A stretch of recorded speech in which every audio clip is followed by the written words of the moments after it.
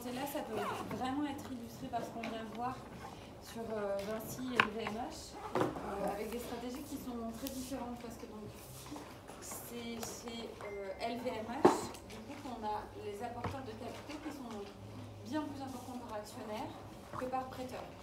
Donc on voit que pour se financer, LVMH fait appel vraiment à du capital, là où Vinci va avoir une répartition plus équilibrée entre ses actionnaires et ses prêteurs. En fait, forcément, que vous soyez actionnaire ou prêteur, on va dire banquier, pour simple, d'une société, il n'y a pas du tout les mêmes enjeux. L'actionnaire, c'est lui qui détient le pouvoir, en fait. C'est lui qui peut nommer le conseil d'administration, c'est lui qui décide des orientations stratégiques, c'est lui qui décide qu'est-ce qu'on fait du résultat, est-ce qu'on le distribue en dividendes, est-ce qu'on le réinvestit dans la société. Donc c'est vraiment lui qui détient le pouvoir. Un prêteur n'a aucun pouvoir sur votre société. Si ce n'est de vous demander des intérêts, mais ça, c'est pas un pouvoir de décision au sein de la société. De la même façon, du coup, ça veut dire qu'en termes de risque, l'actionnaire, forcément, va prendre beaucoup plus de risques que va le faire le prêteur. Le prêteur, lui, il va être limité, en fait, à ce qu'il a prêté. Ça peut être déjà une somme importante, mais ça n'ira pas plus loin que l'argent qu'il a prêté à la société. Et par ailleurs, un prêteur, en fait, pour déterminer si une banque prête à une société ou pas, parce que c'est pas nécessaire, c'est-à-dire que toutes les sociétés ne peuvent pas emprunter sur le marché autant qu'elles le voudraient. Et pour ça, en fait, les banques soumettent vraiment les entreprises à des calculs de ratios et notamment à des covenants. Donc en fait, les covenants, c'est une obligation que nous, d'ailleurs, sur laquelle nous, on va travailler. Il y a des ratios en fait particuliers à respecter au sein d'une entreprise vis-à-vis de son prêteur. On ne peut pas faire n'importe quoi en termes d'endettement en fait. On ne peut pas s'endetter comme on le veut. Donc voilà, sur un prêteur, on va vraiment limiter le risque, alors que quand vous êtes actionnaire, forcément, vous ne savez pas combien ça va vous rapporter en fait. Quand une banque prête à une société, elle définit un taux d'intérêt, certes il peut être variable, mais c'est soumis au marché. Mais généralement, on a un peu plus de certitude sur les intérêts et le coût de cet emprunt. Un actionnaire, il n'en sait rien en fait. Il ne sait pas combien va lui rapporter son investissement dans une société. Et donc, on peut effectivement perdre son investissement si une société est liquidée. Donc là, bien sûr, sur une société du CAC 40, c'est un petit peu moins vrai, parce qu'avant que LVMH ou Vinci mettent la clé sur la porte et que tous les actionnaires perdent leur investissement, c'est pas demain la veille, mais sur les gros cracks boursiers, ça peut arriver. Ouais. Les actionnaires, ils n'ont aucun droit de regard sur les finances de l'entreprise dans laquelle ils sont. Si, en fait, quand on dit l'orientation stratégique, c'est là-dedans, en fait, que c'est eux qui... Alors, en fait, pas directement dans le sens où ils nomment une direction et un management, c'est ce qu'on a vu le cours dernier, vous savez, entre l'agent principal, enfin, entre l'agent et le principal. Donc, en fait, les actionnaires, ils vont nommer une direction, mais c'est quand même eux, normalement, in fine, qui décident est-ce qu'on va recourir à l'emprunt, est-ce qu'on va devoir faire une augmentation de capital, est-ce qu'on va devoir faire un apport en compte courant. Donc c'est les actionnaires qui décident de ça. Et avant d'investir, ils ne sont pas au courant, en fait. Enfin, ils investissent à l'aveugle. Non, ils n'investissent pas à l'aveugle. Ça va dépendre des entreprises. Tout ce qui est entreprise cotée, l'information est disponible sur le marché. Donc en fait, si vous, demain, vous voulez investir en bourse, il vous suffit d'aller sur Boursorama et vous avez les valeurs boursières et tout un tas de ratios en fait, qui vous permet de prendre une décision éclairée. Après, sur des entreprises de taille plus faible, ça peut arriver, par exemple, qu'une société monte au capital d'une autre société qui n'est pas cotée. Mais dans ce cas-là, les sociétés vont souvent faire ce qu'on appelle des due diligence. Donc en fait, elles vont analyser la santé financière de l'entreprise dans laquelle elles souhaitent investir pour aussi investir en étant éclairé. On ne peut pas se dire qu'on investit sans avoir aucune connaissance de l'entité, sinon on est à côté de la plaque. Après ça va vraiment dépendre si on parle de très grosses filiales du CAC 40 ou si on est sur ce qu'on appelle plutôt de l'intuitu personnel. C'est-à-dire que si vous avez un copain qui a une entreprise et que vous voulez investir dans son entreprise, peut-être que vous allez investir parce que vous croyez dans son projet, mais quand même il vous aura montré un business plan. Il vous aura au moins donné montré quelques données financières qui vont vous démontrer que d'ici quelques mois ou années, vous aurez quand même un certain niveau de rentabilité. Il ne peut pas vous la garantir, contrairement à s'il vous dit, bon voilà, moi je développe mon activité, mais j'ai envie de rester maître de ma société, j'ai envie de, moi, être seul le détenteur du capital, du pouvoir, etc. Donc prête-moi 15 000 € et je te les rembourse à un taux de 8%. Du coup, là, vous n'avez pas le pouvoir, mais par contre, vous savez combien vous allez gagner. Alors que là, vous rentrez au capital, vous prenez des risques, mais vous prenez aussi le pouvoir. Mais surtout, n'investissez pas à l'aveugle. Je vous le conseille. Et c'est quoi exactement le risque d'illiquidité ?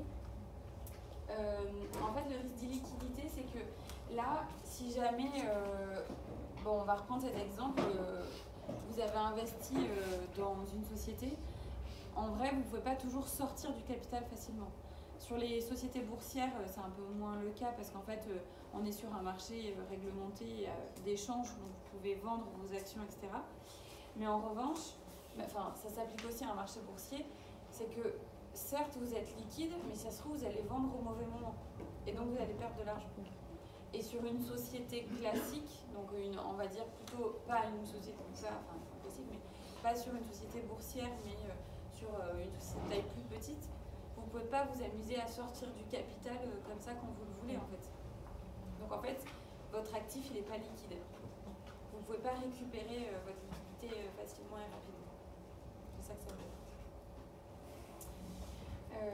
Voilà, et donc là sur les apports, c'est simplement pour dire que quand vous êtes au capital, vous faites un apport de capitaux, donc vous faites un apport en numéraire, en capital social, et souvent le résultat, soit il est distribué via des dividendes, soit il est remonté dans la société en réserve. Et ce résultat qui est en réserve, il vous appartient. Mais si on liquide la société, c'est de l'argent qui va vous revenir. Sur le prêteur, on va prêter un certain montant sur une durée déterminée. Et donc sur la rémunération, on y est un peu venu, mais si vous êtes actionnaire, vous allez toucher des dividendes, alors que si vous êtes prêteur, vous allez toucher de la charge d'intérêt. Et là, on dit plus ou moins value de cession, parce que c'est le cas par exemple sur un... Mais finalement, ça remonte en dividende, hein, mais sur une foncière, par exemple, quand vous êtes au capital d'une foncière, donc une foncière, elle détient une société pour le louer, elle détient un immeuble pardon, pour le louer à des locataires, mais elle peut vendre son actif. Ben, si moi j'ai prêté, je suis une banque, j'ai prêté à cette société 15 millions d'euros pour acheter l'immeuble, très bien, et on m'a rémunéré en charge d'intérêt, mais le jour où cette société elle vend 18 millions, elle fait 3 millions de plus-value, moi en tant que prêteur, j'en vois pas la couleur. Alors que quand je suis au capital, forcément ces 3 millions de plus-value là, à un moment donné, c'est moi qui vais les récupérer. C'est ça que ça veut dire. Du coup, là, on a un schéma. Donc ça définit un peu les 3 sources de financement qu'on peut avoir. Donc c'est ce qu'on a dit. Soit on a des capitaux propres, soit on a de la dette financière, c'est les deux qu'on peut voir, soit on va avoir de l'autofinancement. C'est-à-dire que l'entreprise elle-même peut également s'autofinancer. Ça, c'est les notions qu'on a vues avant. Une fois qu'on a retiré les dividendes à la capacité d'autofinancement, c'est aussi l'activité générée par l'entreprise, c'est aussi une source de financement. C'est un financement interne, elle n'a pas nécessairement besoin que le cash vienne de l'extérieur. Et donc ce qu'on va voir après, par une formule qui paraît compliquée, c'est simplement donc, ce qu'on appelle le CMPC. Donc en fait c'est le taux de rentabilité annuel moyen attendu par les actionnaires et les créanciers. En gros c'est de dire, ces gens-là qui sont donc des financeurs externes, ils attendent une rentabilité en fait de leur financement. Ils ne sont pas philanthropes en fait, ils ne prêtent pas gratuitement. Et ça a un coût. Et donc calculer, en fait l'intérêt de calculer ce coût moyen des capitaux propres, c'est en fait, ça va vous aider au choix de décision de financement. C'est un peu ce qu'on a vu sur j'imagine, chez LVMH et chez Vinci. Quand chez LVMH, ils ont choisi de se financer par capitaux propres. Là où chez Vinci, ils ont décidé de se financer moitié capitaux propres, moitié dette. À un moment donné, ils ont fait ce calcul-là. C'est-à-dire se dire combien est-ce que ça va me coûter de me financer par de la dette. Donc là, si on fait simple, en gros, ici, la formule, c'est de se dire ça, c'est le taux que représente le capital dans mon investissement total. Et donc, du coup, ça, c'est le taux de la dette. Donc, on va avoir, par exemple, chez Vinci, on va avoir 50-50. Hein. Je fais gros, mais 50% en capital et 50% en dette. Alors que chez Vinci, alors que chez LVMH, on va avoir 90% en capital et 10% en dette. Et à cette répartition de l'investissement, on va appliquer un taux. On va dire les actionnaires, ils attendent un taux de rendement de 8%, alors que les emprunteurs, ils attendent un taux de rendement de 12%. Du coup, on va faire, qu'est-ce que j'ai dit, 90 fois 8 plus 10% fois 12. Et donc ça va nous donner en pourcentage le coût moyen des capitaux propres. Bon, il n'y a pas besoin vraiment d'apprendre ça par cœur. C'est simplement pour vous donner un peu la notion de à quoi ça correspond. On fera un exercice sur Excel tout à l'heure.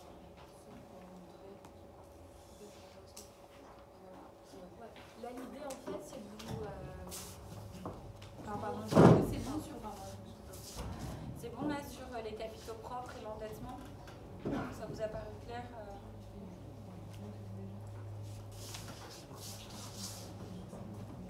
Du coup, là, l'idée, en fait, c'est juste de vous montrer que l'entreprise, du coup, a une valeur comptable, également une valeur de marché.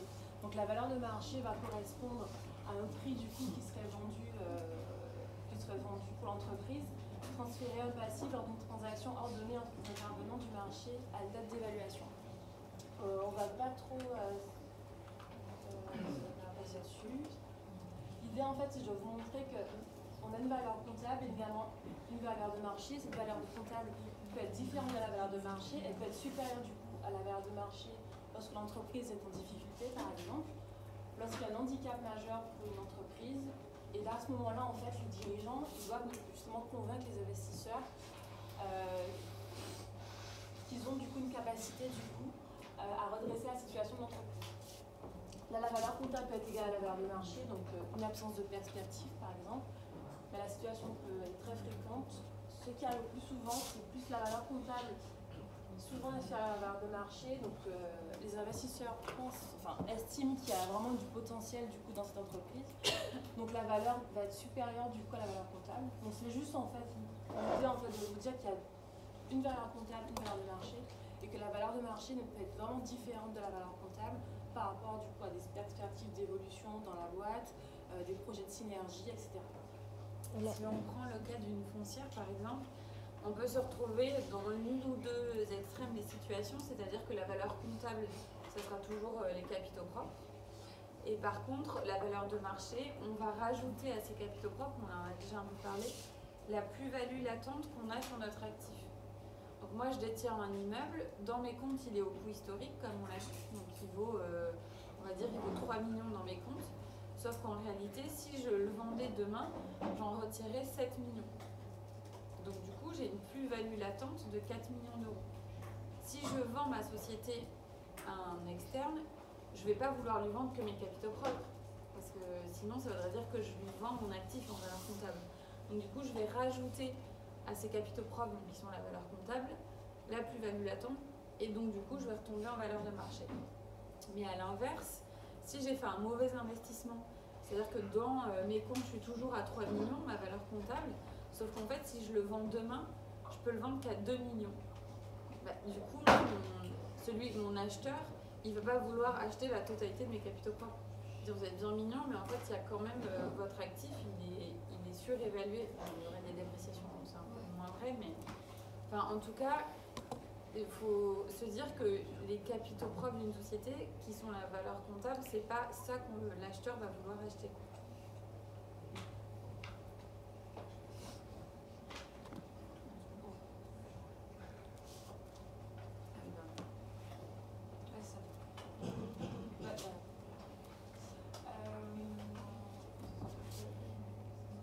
Pour la valorisation d'une entreprise, on va prendre souvent des indicateurs comptables, hybrides ou financiers. Comptable, c'est-à-dire avec le résultat net, le bénéfice par action, la rentabilité des capitaux propres. L'idée, c'est de vous dire que si une entreprise veut racheter notre entreprise, à quel prix en fait elle va acheter cette entreprise. Donc elle va partir du coup de certains indicateurs.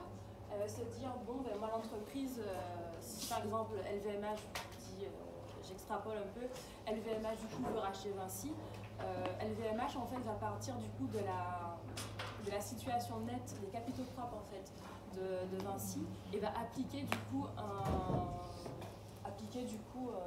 nombre du coup à cet indicateur. Donc ça peut être LVMH peut représenter 5 fois du coup 5 fois leurs capitaux propres pour la vente. Donc l'idée c'est de se dire que pour les indicateurs comptables, les résultats, les indicateurs hybrides, indicateurs financiers, indicateurs boursiers. Du coup, des questions sur la valeur d'entreprise, mais c'est juste histoire d'avoir une connaissance sur ce sujet. Il n'y aura pas de questions sur le partiel à ce niveau. En tout cas, pas sur les formules, quoi. Ouais. Quand on demande aux actionnaires de donner plus, parce qu'on veut, ça tombe dans quelle catégorie? C'est de l'autofinancement ou c'est des capitaux propres? C'est des capitaux propres. C'est-à-dire que pour l'entreprise qui est achetée, ça ne change rien en fait. Ah oui, d'accord. C'est simplement qu'elle a acheté plus cher, mais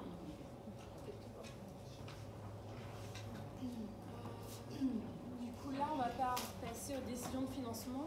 Donc là, la deuxième partie, c'est plus la partie investissement.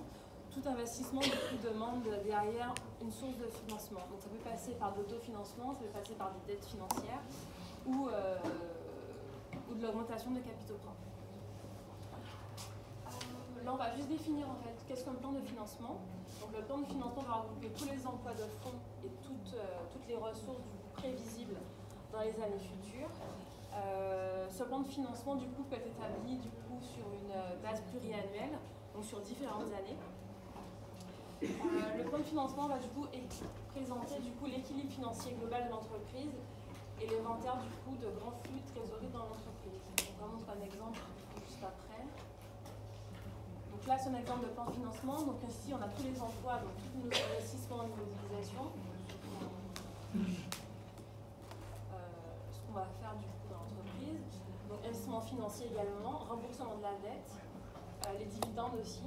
Donc là on va présenter du coup année 1, année 2, année N. Ça c'est du prévisionnel. Les emplois, donc nos ressources internes, capacité d'autofinancement, c'est tout le cash flow du coup que dégage l'entreprise. Les cessions d'actifs, moins les cessions d'actifs. en fait, le grand 2, c'est ressources. Ouais. Du coup là tous les emplois, après c'est mes ressources. Ouais. Mes ressources internes, mon solde de besoin qui va correspondre du coup à mon total d'emploi moins mes ressources internes, donc ça fait mon solde, mes besoins du coup financiers pour du coup assurer du coup mes emplois. Et des ressources externes, comme on a dit, d'augmentation de capital, donc ça peut être l'arrivée du coup de nouveaux actionnaires dans le capital, des apports en associés, des emprunts, donc tout ce qui passe en dette financière. Donc ça mon total de ressources permanentes, donc ça va être mes ressources internes et mes ressources externes, et mon solde de financement, ça va être la différence en fait entre mon total des emplois, pardon, moins mes ressources. Donc total mon emploi, c'est mon solde de financement.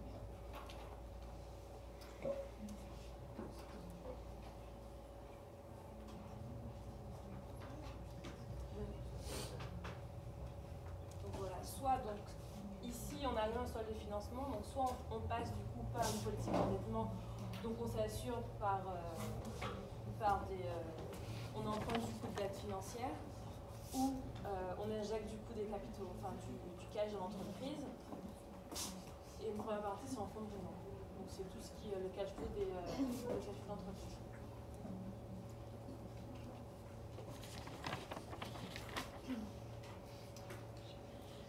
Ben, en gros, là, ce qu'il faut savoir, c'est encore une fois, si on reprend Vinci et LVMH, en fait, si vous choisissez de vous financer par capitaux propres ou par vos dettes, en fait, ça va dépendre, ça va impacter votre fonctionnement et du coup vos décisions. Parce que si vous avez, on va dire, l'endettement court terme, c'est tout ce qui va être du prêteur. Là, c'est quand même beaucoup plus flexible pour une entreprise parce que comme on l'a vu, elle ne lui donne pas le pouvoir, elle doit lui servir un taux de rentabilité qui est défini, c'est sur une durée déterminée, donc c'est quand même beaucoup plus flexible pour une entreprise de faire de l'endettement court terme. Mais à l'inverse, forcément, si vous passez par du financement permanent, c'est-à-dire on va dire plutôt par du capitaux propres, c'est moins flexible, mais c'est aussi moins coûteux. Parce que forcément, quand on prend la rémunération des actionnaires, du coup, ça sera moins coûteux, ou en tout cas, même si on emprunte sur du plus long terme, ça sera toujours moins coûteux que sur du court terme. Donc, c'est simplement, il faut faire, en fait, il y a une balance à avoir entre un côté court terme et flexible, et un côté long terme et plus économique. Ouais, juste pour résumer, en fait, l'entreprise du coup doit investir du coup pour avoir une rentabilité économique assez importante par rapport aux années précédentes. Mais l'investissement du coup va demander des sources de financement. Donc l'entreprise du coup a des choix à faire entre soit du coup elle passe par des dettes financières, soit elle passe du coup par des capitaux propres, tout en sachant que passant par des capitaux propres, c'est-à-dire que des nouveaux actionnaires du coup, arrivent dans le capital, il y a tout ce qui est taux de rémunération des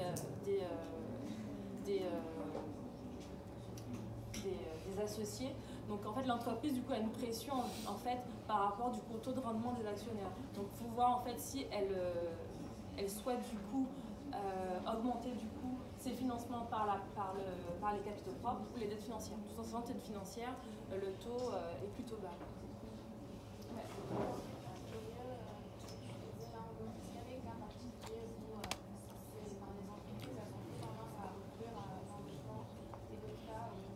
Déjà, on le voit un peu là, ça dépend de ton besoin. Donc là, ce qu'on voit sur ces deux slides ici, c'est qu'en fait, si tu as besoin de financer des immobilisations, les immobilisations, c'est du long terme en fait, donc ça va être un besoin permanent. Et donc là, tu vas plutôt avoir intérêt à te financer par du capital ou de la dette long terme. En revanche, sur le cycle d'exploitation, là, tu as du besoin de court terme et donc là, il va falloir que tu te finances par du court terme. En fait, il faut mettre l'un en face de l'autre des durées cohérentes. Parce que tes IMO, tu ne peux pas les financer par un fonds de roulement. En fait, le fonds de roulement est trop court terme par rapport à un actif long terme. Donc c'est principalement ça qui va définir déjà initialement quel type d'investissement. Et après, ça dépend vraiment de la stratégie de l'entreprise. Il n'y a pas de règle absolue, tu vois ce qu'on voit sur Vinci et LVMH, c'est deux approches hyper différentes. Et ça, c'est vraiment de la décision stratégique et du calcul financier.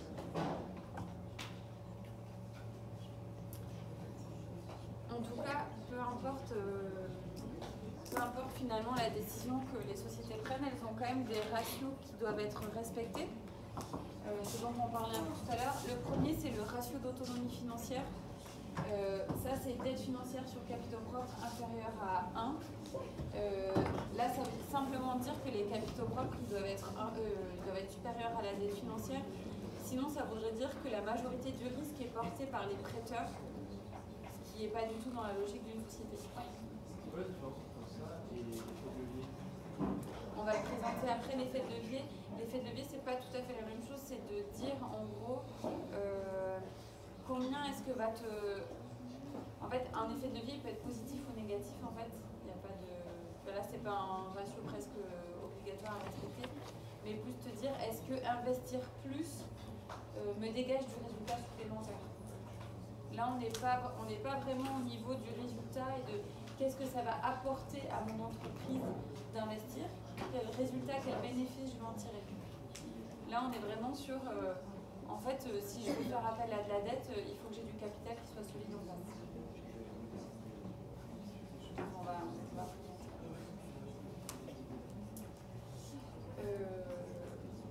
et l'autre qui est important, ça va être celui-là. Il faut que l'endettement financier sur la CAF soit inférieur à 3 ans, parce que sinon ça veut dire qu'il vous faut plus de 3 ans pour rembourser votre dette sur la base de l'exploitation de l'entreprise. Donc typiquement, ça ça va être les ratios que les prêteurs vont regarder avant de s'engager avec une entreprise.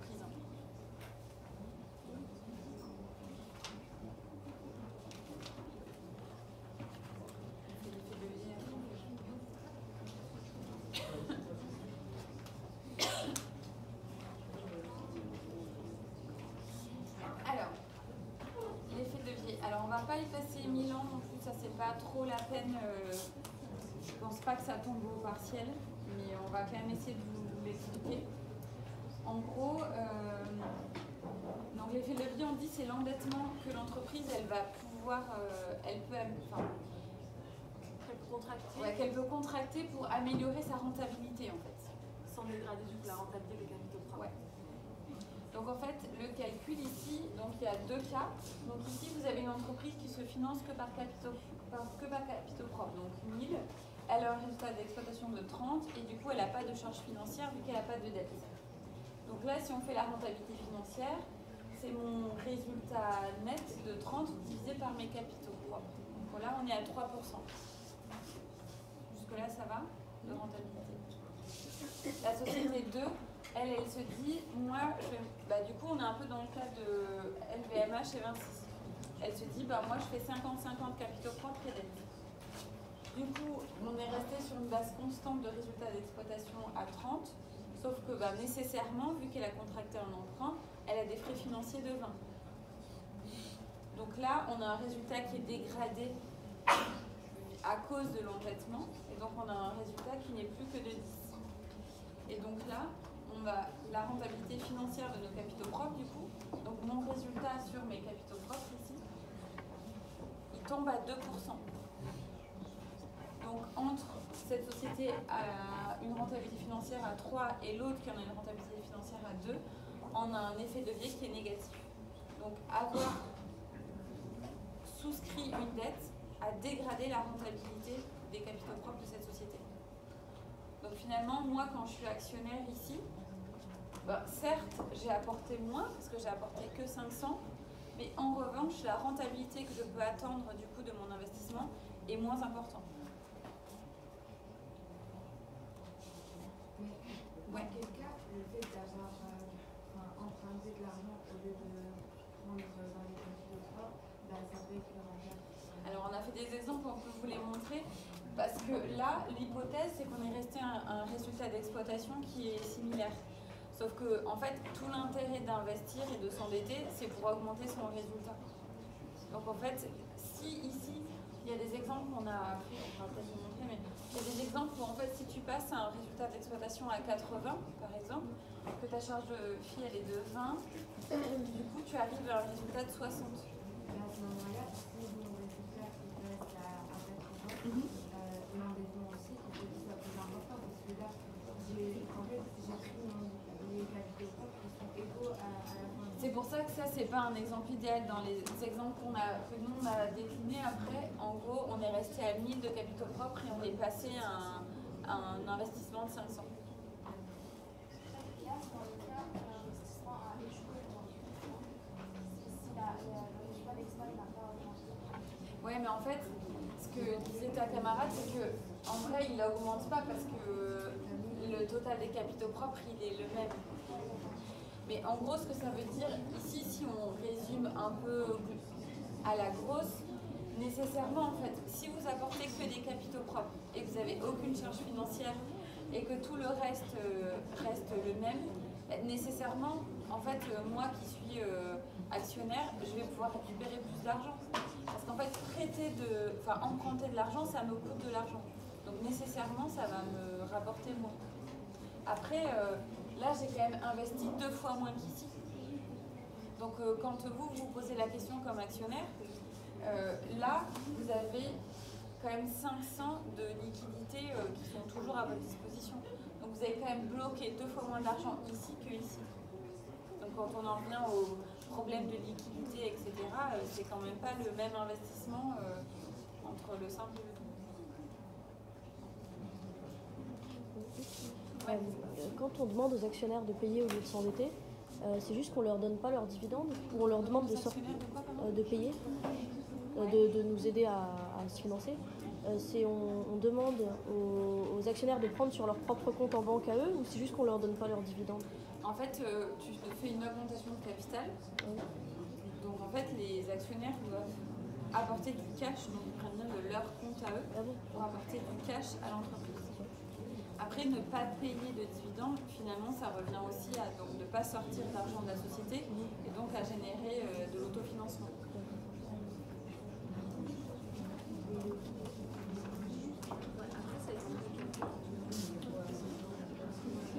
Dans les slides, il y a la formule de calcul, la prenez pas, c'est pas la peine. Comprenez cette logique-là. À la limite, si on vous demande quelque chose, ça sera ça, mais c'est pas la peine d'apprendre. Ouais. Mais c'est pas la peine d'apprendre ça.